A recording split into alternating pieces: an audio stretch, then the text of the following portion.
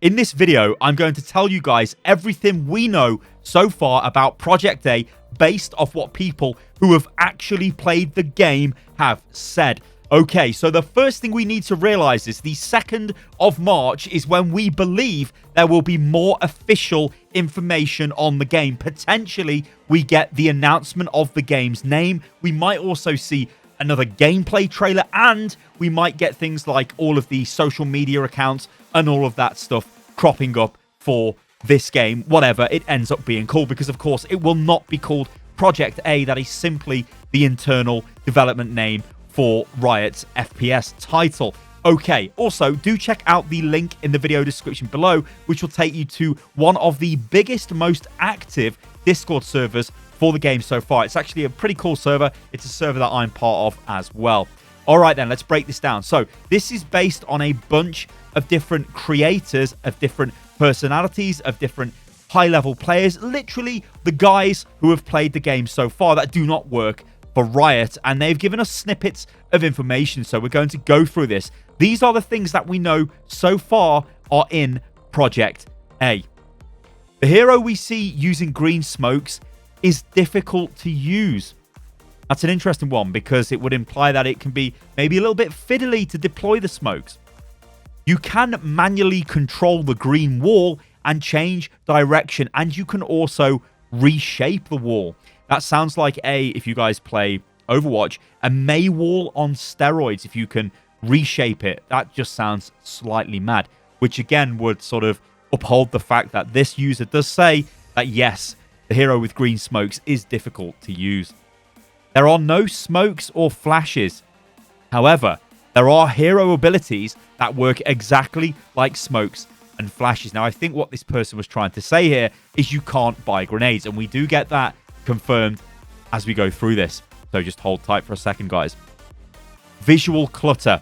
There's lots of fire, lots of smoke, lots of ice abilities all on the screen at times, and this can be almost like it turns into a clown fiesta, to use the words of this Portuguese creator who had the chance of playing the game. Now, I come from Overwatch, and a lot of stuff goes on in Overwatch, so this probably isn't going to be as bad as that, I wouldn't imagine, but yes, it could be quite jarring if you are a Counter-Strike player and you're not used to all this kind of mad stuff on the screen at any given time.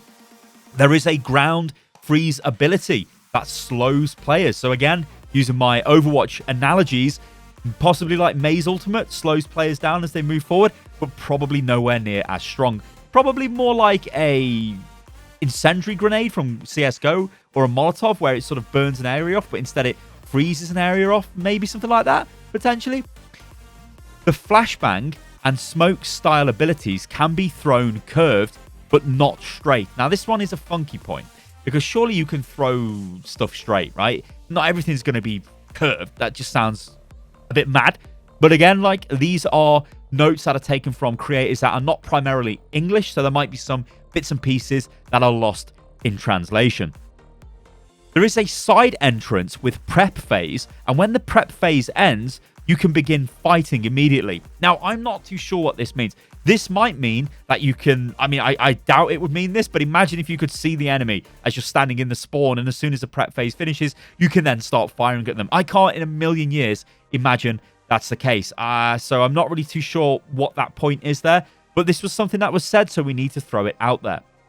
Most weapons have Insta-Kill with headshot.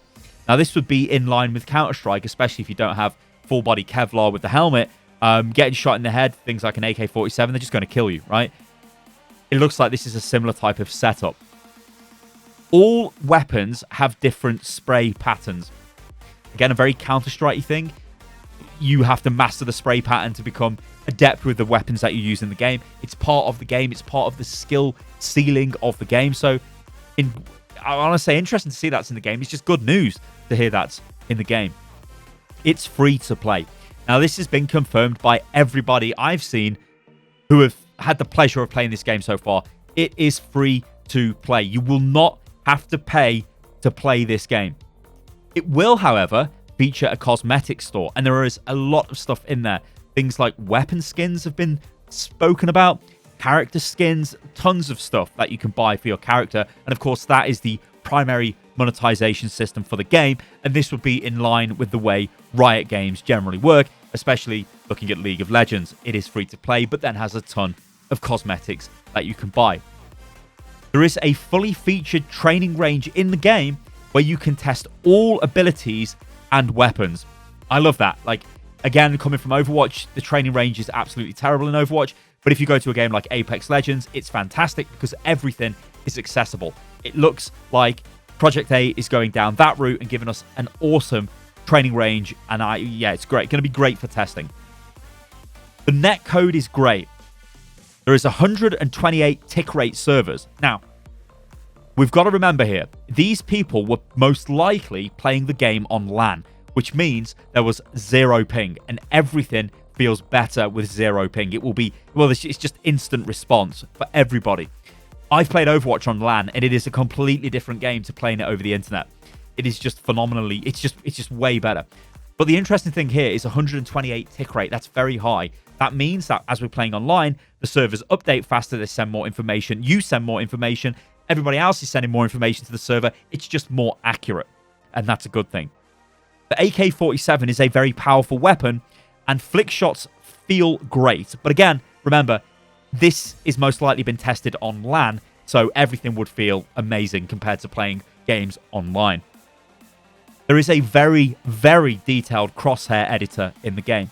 Again, a very essential thing to have, especially in a precise tactical shooter as Project A is pretending to be. Well, I can't really say pretending to be. Is proposing to be. I think that's the word I was looking for. The Knife Lady, we see her use her ultimate. She stays in the air a little while when she uses it, and the knives have no recoil. Friendly fire is also on. The revive ability that you guys have seen in the footage playing in the background. I'm sorry, by the way, that we're using such minimal footage here, but there just isn't any footage of the game out, so we just have to keep using this over and over again. But the res ability we see, or the revive ability, that's an ultimate. You buy abilities at the start of a round, but the abilities are tactical. They won't necessarily kill enemies. Think flashbangs, think smokes, but all the abilities are tied to what character you pick. So from what I've been seeing, characters don't have access to all of the abilities. So you might be the character with the smokes, and then there might be a character with the flashbangs. You can't have both. And that is interesting. Ultimates, you generally use them 2 or 3 times per match. Now that is that's quite a statement. If you compare this to a game like Overwatch, you're using ultimates in one round multiple times. You probably use your ultimate maybe 6 times per game, 7 times per game in an average game.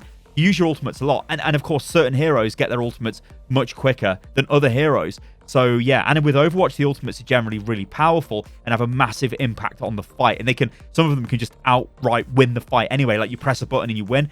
It looks like Project A, they don't do that. Ultimates are stronger than normal abilities, but they are not fight-winning buttons. And I kind of like that. You can wallbang, so this means firing through the wall for reduced damage. And apparently, you'll be able to tell which surfaces let you do this by there being a different bullet impact when you fire at that surface. So I'm sure things like wood, you'll be able to fire through wooden boxes. There'll be a different style of impact as opposed to trying to fire through a solid brick wall, and that's cool.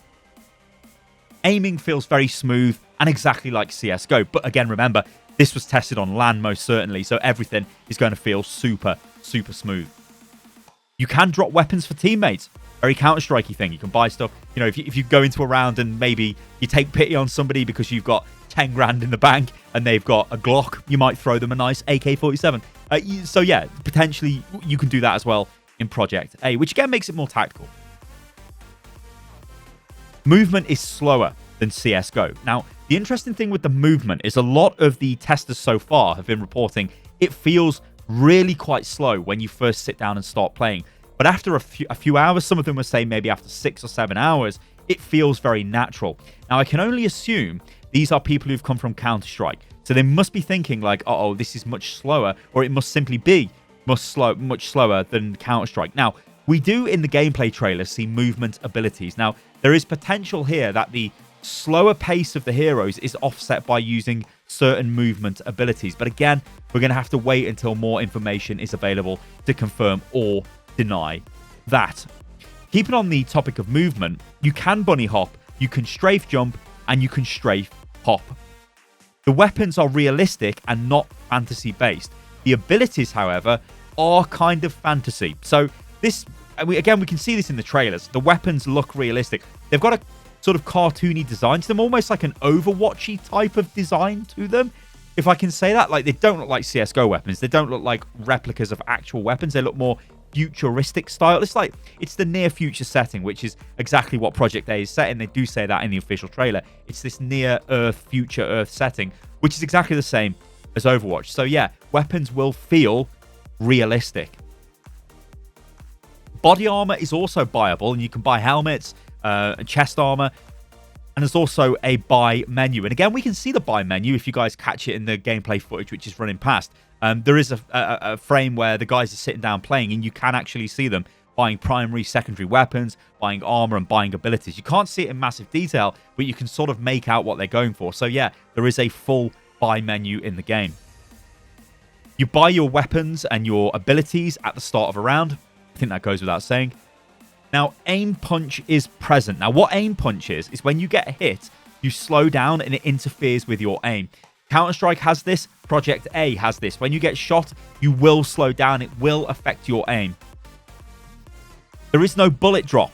So this means none of the weapons are projectile. Every single weapon in this game is a hit scan weapon. When you pull the trigger, the bullet will instantly impact wherever you are aiming.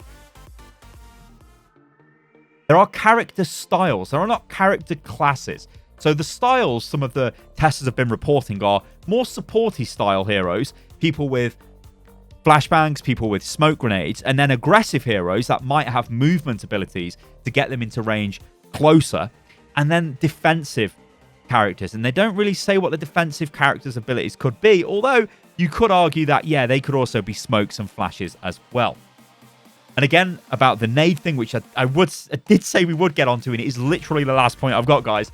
You don't buy nades. Nobody buys grenades. Instead, the way grenades worked in Counter-Strike, so your flashes and your smokes, they are now abilities that certain heroes can buy, and you buy them at the start of a round. And there is also some discussion I've seen around whether if you buy the ability and you don't use it, you keep the ability for the next round. So the ability is a consumable item rather than something you just unlock and then you can use for the rest of the game, because that sort of introduces the dynamic of, do I buy a better weapon, or do I stick with the pistol and take my smoke ability with me? Or do I stick with the pistol and take my flash ability or my movement ability instead of going for a rifle or maybe something a bit more expensive?